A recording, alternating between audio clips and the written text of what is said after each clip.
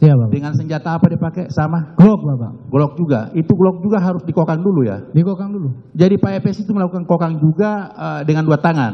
2 tangan, Pak. Dikokang 2 tangan? Dikokang 2 Tapi yang pakai sarung tangan cuma 1? Sarung tangan cuma 1? Cuma kanan? Cuma kanan. Warnanya yang Bapak sampaikan? Warna hitam. Jadi tangan kirinya ini sempat menyentuh senjata juga berarti? Sempat menyentuh senjata. Jadi pada saat menembak 2 tangan digunakan? 2 tangan. 2 tangan? 2 tangan. Dengan memakai 2 tangan itu, 1 pakai sarung tangan, yang kirinya tidak pakai sarung tangan? Yang kiri tidak. Oke.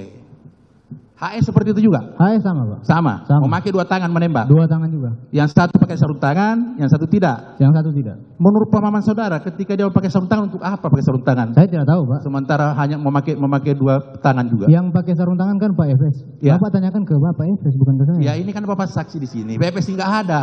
Makanya Bapak saya tanya. Bapak bertanya menurut saya kan? Iya. Ya tanya ke Pak Efes. Pak Efes yang pakai sarung tangan. Bukan itu pertanyaan saya.